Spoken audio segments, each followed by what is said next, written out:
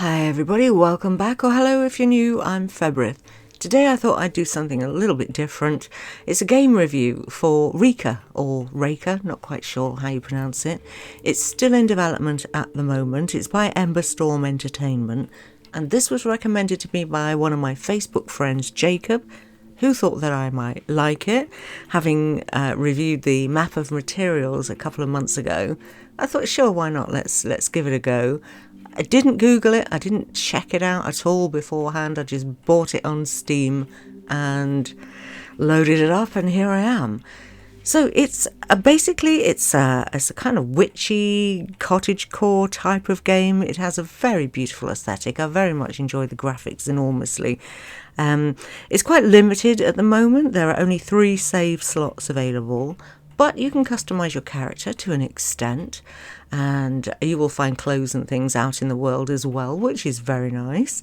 And the upshot is you are going to find yourself as an apprentice to a witch called Baba Yaga. So that's all basically what I'm going to say. There's a merchant in the game, this dude here, which is handy. You can sell your excess produce, but you can't sell your excess house items. So, like I say, it's a base building game, and when it comes to the house items, you find them in various ways. As you can see, I've built the most basic house that you could build. Nothing fancy at all. And you'll find the items out in the world in chests and crates, normally on boats or hay carts, that type of thing. You'll also be given house items as quest rewards, which is lovely. And so, your game basically involves foraging and building. But it's not like building, it's not like Skyrim, EverQuest, Fallout 4. You're not going to be at a workbench making things. It's you know. You have the wood, for example, in your inventory that allows you to place walls. It's very simple, the building. It couldn't be any simpler, actually. It's really kind of a pared back building system. But it's not like you go out and get recipes so that you can build 15 wardrobes or something. It doesn't really function like that. So it's very much a case of what you're given as you go around and you find things, which is okay. But for me personally, I always enjoy it when I can make the things myself, because I might want 3 wardrobes, and I might want other things than I already have. It's a very simple system when it comes to the tabs here. For example, there's, I think, food, ingredients, the journal, and map. That's it. It couldn't be any more simple to play from that point of view. And it really is, like I say, a case of foraging and building your home, and then putting in all the things that you find or are given as quest rewards as you play the game. So it's cute, and I don't know what else to say about it, really. When I first bought this, I actually had no idea that it wasn't a finished game. So when I got to the end of it, as far as it had been developed at that point, I cannot wait for the rest of it to come out. I'm really looking forward to seeing the finished game, because it has so much potential to be absolutely excellent. As it is, for my personal play style, I enjoy it a lot. It's a complete change of pace for me. I'm not out there fighting things. I am just coming home, building things, going out, helping people, doing all sorts of things, from saving lost goats to speaking to little wood stumps. I don't know what else to call them. Weird little creatures anyway.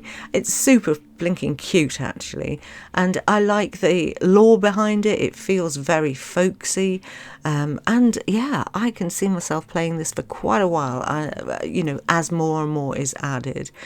I've played it through twice actually so far, and found it just lovely to do.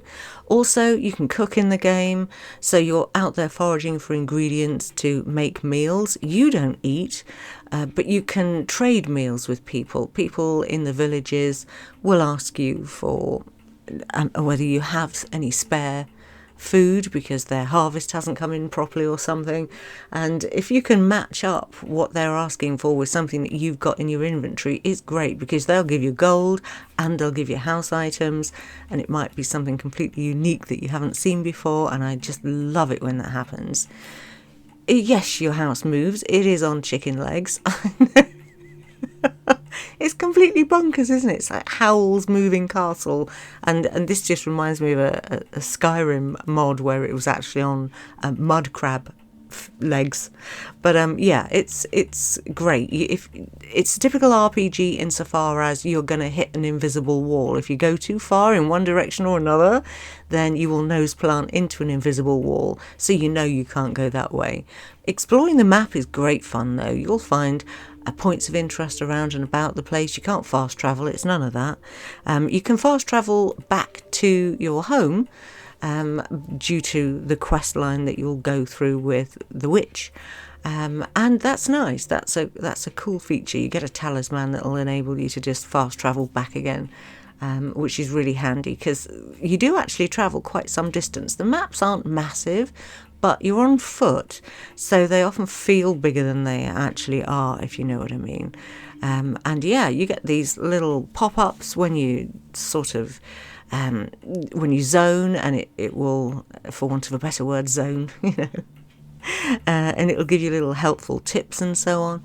You also get a spell where you have birds. They're kind of like a familiar, I would guess, you know, where you can send them to pick raspberries for you, chop down wood, and gather these items for you that you can then use later. So yeah, basically that's about it really. That as the game stands at the moment, you'll get a bunch of side quests in each zone you get to. This is the last zone that I'm in at the moment, and that's available so far as I know. And yeah, you do this side quest, you go through the main quest. That I don't have any more of that to do, unfortunately, but it's cool, honestly, very, very fun. And like I say, a complete change of pace. So yeah, do let me know, is it something that you have played? Is it something that you're interested in seeing? I hope you've enjoyed this video. Do let me know what you think about it. I'll be really interested to know if it's something that... I'm hesitating to say this, but it feels kind of like a game for girls. Do you know what I mean? It just does. And please don't come for me in the comments, but it feels, I think, because... I'm not saying that, you know, men have the emotional range of teaspoons. I'm not saying that. What I am saying is that because there's no fighting in it, it may be more appealing to women than men. Oh, God. Okay, I'm going to stop right now. Let me know what you think. Take care. Stay safe, everybody.